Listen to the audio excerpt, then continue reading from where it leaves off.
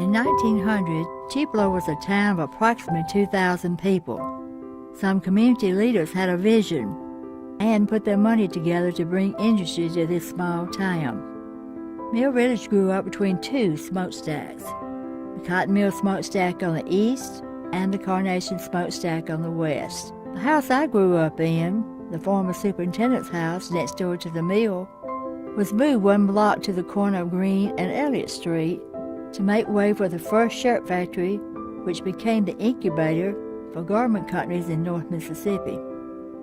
The mill, in full operation, had over 400 workers, including my parents, grandparents, aunts, uncles, and cousins. The famous Chevat's material with its Bluebird label became well known in the United States as well as other countries for its durability. In the club room, women and girls had piano lessons, and in the kitchen received lessons in canning. A compulsory school was established for mill children, a church building, a playground, an outdoor stage, basketball courts, and bleachers to watch the baseball games. The village was like one big family. People did not lock their doors. In hot summer months, they would sleep on the porches. Everyone knew each other by name. Children gathered in each other's yards and played up and down the streets. One of the neighborhood boys said if he had misbehaved, his mother knew it by the time he got home. Many times I called someone aunt or uncle because they were kin to a friend. Uncle Bud, Aunt Buna, Aunt Pearl. After the mill closed in 1937 and the Carnation plant ceased operations, the lights went out at Mill Village. But today we're turning them back on. Since 2006, residents are beginning to revitalize again. Through neighborhood meetings and a partnership with the city, we're now listed as a federal and state historical district, bringing back a community of homeowners who contribute to the economic progress of Tupelo again. Many early residents enjoyed walking downtown to buy their clothing, food, or medicine. And today we still explore Fair Park only a few blocks from our homes. Mill Village was a community of families who cared for each other. Everyone was treated the same, and I'd like to see that today no matter our age, race, or religion. As a fourth-generation resident, I still live in this house I grew up in, the former superintendent's house.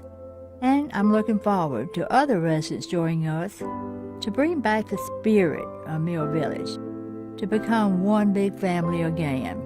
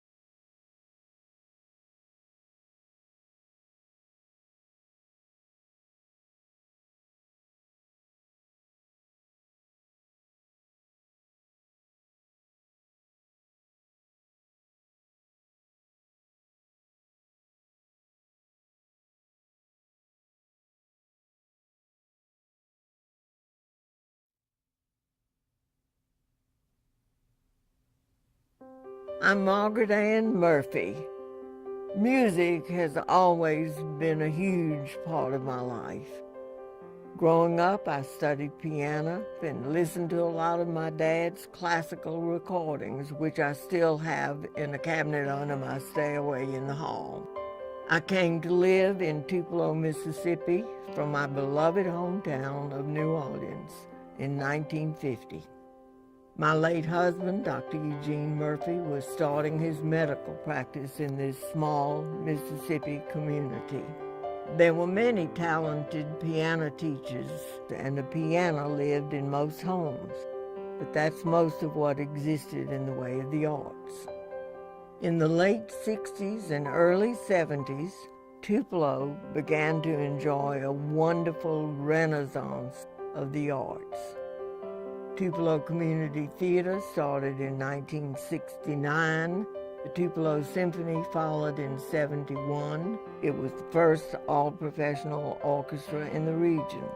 And the Tupelo Ballet Company and the Gumtree Arts Festival came along in the late 70s. Each one of these organizations has developed and flourished and continues to grow. The symphony is the most complex. It is the pinnacle of fine music. People say they don't understand classical music. You just have to open your mind, close your eyes if you need to, and let it take you wherever you want to go. And it can take you to fine places. During the early concerts, I always made a point to sit with the conductor's wife, Zoe Croy, on the third or fourth row. I would get so carried away. Listen to that. Isn't that gorgeous? And afterwards I said, Zoe, isn't it amazing what they can do? And then she said, actually, I think the musicians played better than they can. The orchestra is the best that it's ever been. Now our challenge is to keep it there and still have a vision for the future. The orchestra will carry on because of the education that we're giving to the children. Tupelo Community Theater, the Tupelo Ballet Company, the Gumtree Festival of Arts, what is now the North Mississippi Symphony Orchestra. I think the fact that these wonderful things have developed in Tupelo, Mississippi in my lifetime is a miracle. I feel passion. My legacy to the symphony will be to spend my remaining years developing the Legacy Fund, so the symphony will have guarantee of continued life. It has been said once Florence, Italy was a small, insignificant village. We may be small, but we have the possibility of doing huge things.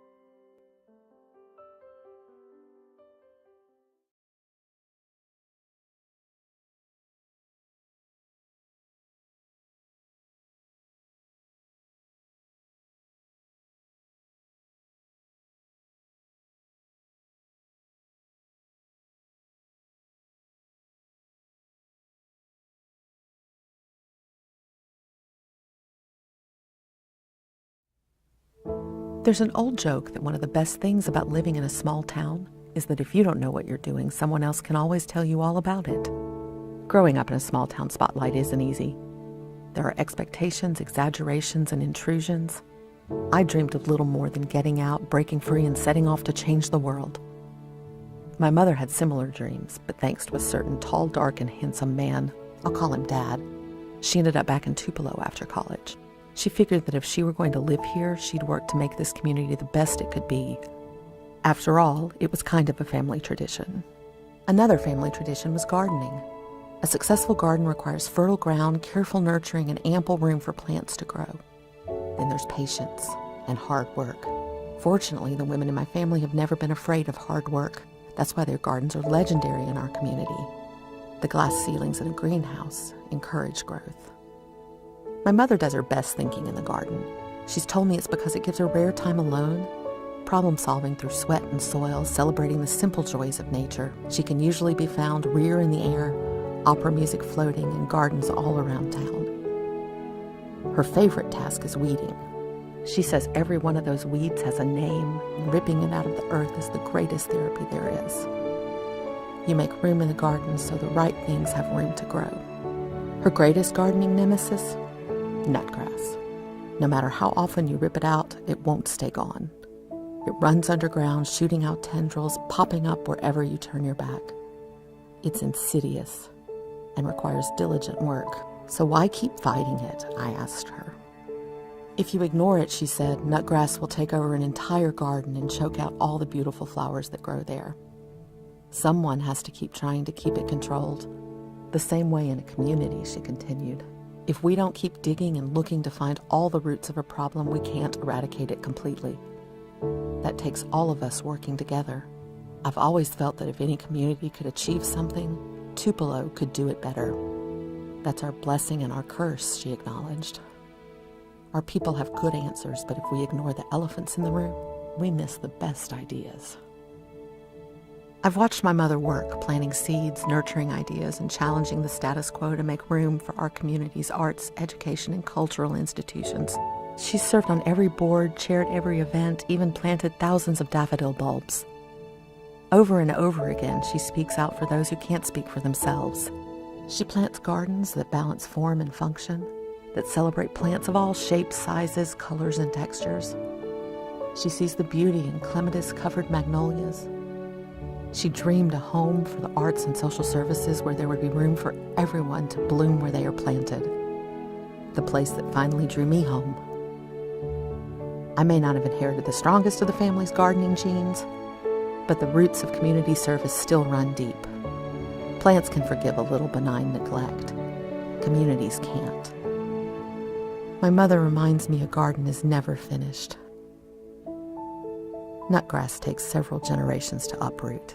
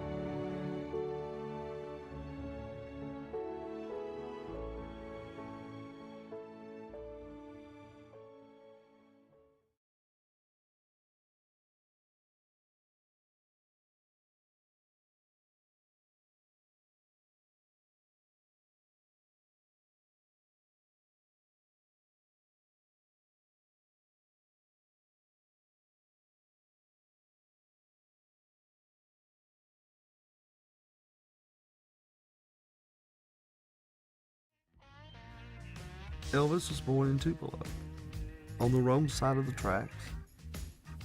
A mother that worked in the garment plants. A father who was a convicted felon. And without him even knowing it, I think he was an inspiration to a lot of kids in my neighborhood. I know I felt that way. Because if he did it, hey, why can't we? Who'd have thought a boy from Tupelo would change the face of music?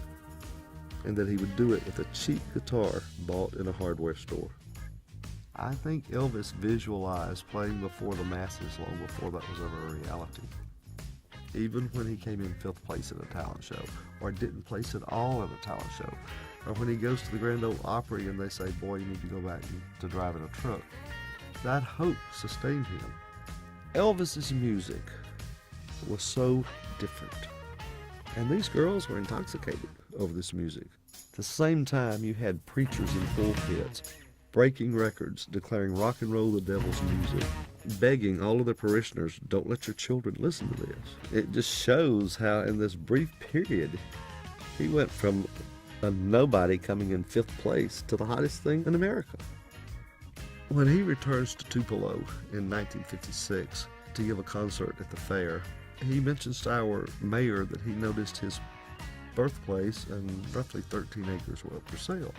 And he hands a check back to the mayor and says, I want you to purchase that property and build a park for the kids of East Tupelo. He comes back the following year and does another concert. He gives a check to the mayor and says, I want you to build a youth center for the kids of East Tupelo. I had my first dance in that youth center. I can remember it like yesterday. I was bashful and backwards. It took everything I had to ask this girl to dance. Elvis didn't have to do that. He was 21 years old. How many 21-year-old rock stars are thinking about others? I think he did it because he knew what it was like, and he cared, and he knew he could make a difference, and more importantly, he did. When we have entertainers play our arena, they invariably want to go to Tupelo Hardware and see where the king bought his first guitar. And when you walk in that door, for the first few seconds, the first thing that hits you is that smell. And you know it's the same smell the day he bought that guitar. Elvis spent his first 13 years in Tupelo. While he was here, he was exposed to what I call white Pentecostal gospel, which is very different from Presbyterian or Methodist or Baptist gospel. Of course, country music. They all gathered around WLO and the radio to listen to the Grand Ole Opry on Saturday nights. Then he discovered black spiritual hymns, which was a totally different sound. And then he even ventured into shake rag. 40 years later, his music is still as relevant as it was when it first came out. His sound was rooted in Tupelo. The author Elaine Dundee said, "You can hear the soil in Elvis's voice the way you hear the cement in Sinatra's." And I think that says it all.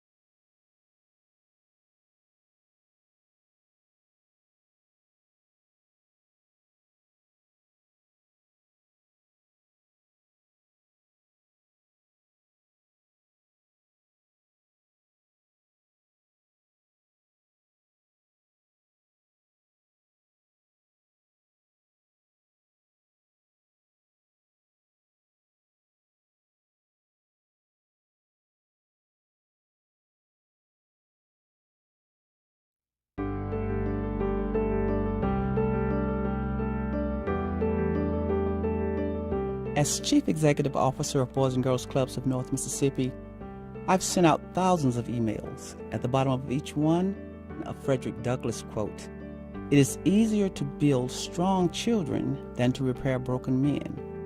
It's been stated that you can measure the heart of a community by how it treats children and the elderly. Another critical factor is, how well does it educate its children? All children. The Tupelo Public School District ranks number 6 of 141, one of the best school districts in Mississippi, number 5 of 143 in diversity. The current graduation rate is 88%, while the state as a whole is 82.3%. Yet some parents are not always convinced. I remember years ago a parent saying to me, "I'd rather have my son be a big fish in a little pond than a little fish in a big pond," comparing Lee County schools to the Tupelo School District. My son transferred from Lee County and had an excellent experience, graduating from Tupelo High School with honors. In college, he was the first African American to obtain a degree in poultry science. Our other 7 children also graduated from Tupelo High School to build successful careers. We've seen these measures of excellence rise still further with student participation in Boys and Girls Clubs. Our club members have access to computer labs, internet, homework assistance, library resources, and tutors. Club members maintain a 3.1 GPA, with the majority of graduating seniors pursuing post-secondary education. There have been 0 teen pregnancies within the past 7 years among active club members. A key factor in obtaining this success is that expectations are set forth in and out of the classroom that a child can and will achieve. Self-esteem soars as children raise their hands and give correct answers. It has been said that some of the kids go to school so they can come to the club. When they get off the bus, they actually run to get there. To me, it's a personal testament that a child can succeed if they have supportive teachers, parents, and mentors who believe in them. Not resting on its laurels, the Tupelo School District continues to set the bar with higher graduation rates, lower dropout rates, more blue ribbon school designations, higher ACT scores, more STEM programs, more dual college classes, and more career technical training classes for those students who choose not to go to college. Education is the key to everything. The future of Tupelo hinges on the success of our public schools. They are the springboard for preparing all of our children for excellence. That's why I tell people we build children. Quality education at every level remains at the forefront of this Tupelo community. It is the tide that raises all boats, as stated by George McLean, one of Tupelo's most prolific and iconic leaders.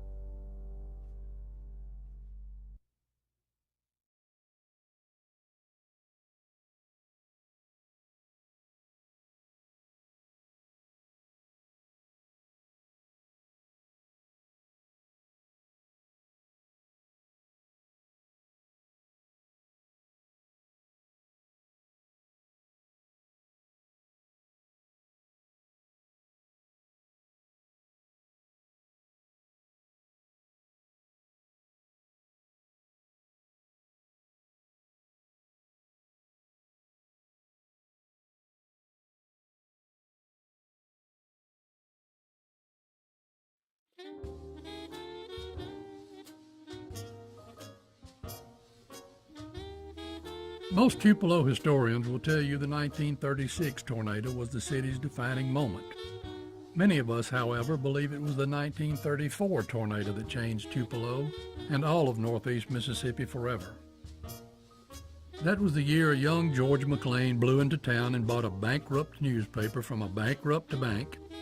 And though he had no formal journalism training and Tupelo was in the poorest region in the poorest state in America at the time, Mr. McLean had an abiding belief.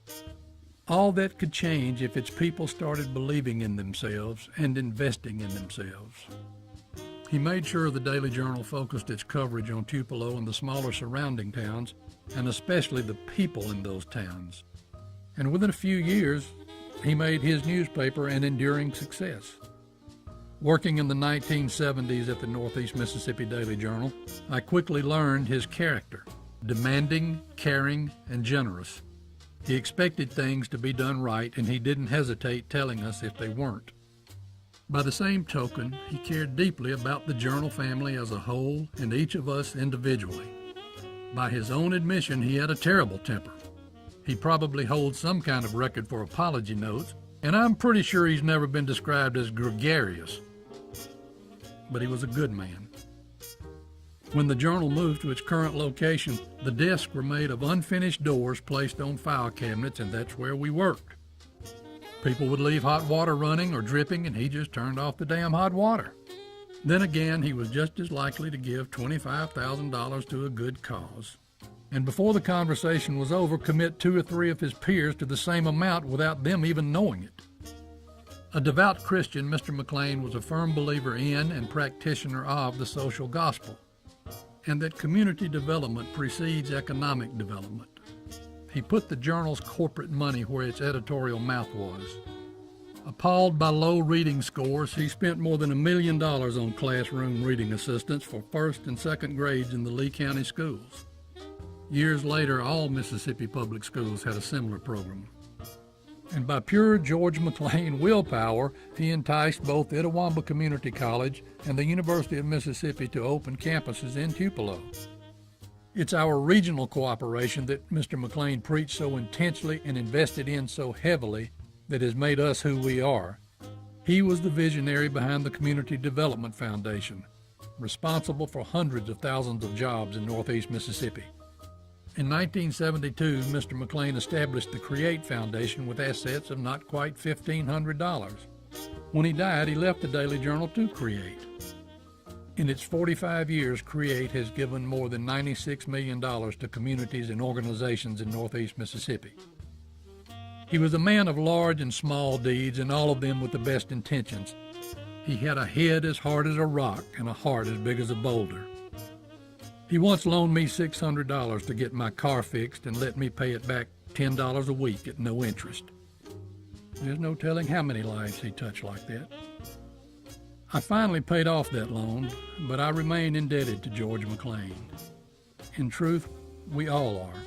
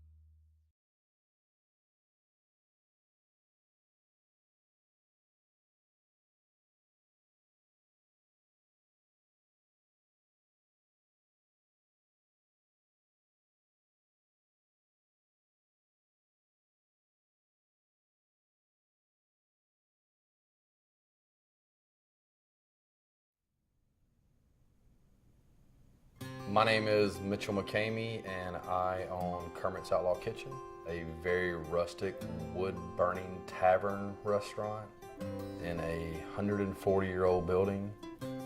I am also a part of Tupelo Rocks. Our goal as a group is to get some positive things done in the community. I feel like this summer really just broke the egg open. Just speaking from Kermit's, our numbers are up and up. You really can see it. And we know having Cafe 212, when they reached a decade mark, when you have Karen Art Gallery who's been down there, when you have the farmhouse, I don't think you get to this point without everyone being involved. My name is Amanda Hayden, I'm her husband, Jason Hayden. and we own Cafe 212 downtown in Tupelo. Our values at the cafe is we want to be the Cheers of sandwich shops. When we first opened the cafe, there weren't a whole lot of business owners in our age group. We were definitely the young kids, and we were kids, we were only 26. It's been such an awesome thing to see how much Tupelo has grown and how much downtown has changed. And through that, all the new businesses and new people that have come through, there's this excitement now in kind of the, I guess, 20s, 30s, 40s age group of people actually wanting to do things and make things happen and get excited. And so this group, Tupelo Rocks, recently formed, and it's mostly young entrepreneurs and different people in the community that just want to see stuff happen. David Sparks and Jack Reed Sr. definitely were pillars in the community that meant a lot to us Big in our own influence journey. on us, and they just imparted a lot of wisdom and experience into us, and gave us something to look to the future. Kind of their legacies have helped, push us forward and give us momentum to be that next generation that pushes Tupelo forward. I've lived in KOK, and Jason and Amanda, same thing at Cafe 212, and Bev is always at the farmhouse, and the booths are always at the hardware store. And Jack Reed, his office is upstairs, and there's a lot of nights when we're closing down the restaurant, and he's up there at 11:30, 12 o'clock at night. To get something to this point, everybody has to grind. It is a grind. I'm very excited for what the future looks like, having seen how much Tupelo has grown over the years, especially just the last decade, leaps and bounds. One of my friends just moved home from LA, and they were like, I may go back. And I was like, why? This is the last frontier. If you want to do something, you can do it here. And it's just awesome having this group of folks that are so excited about, just making Tupelo the coolest place to live that we possibly can.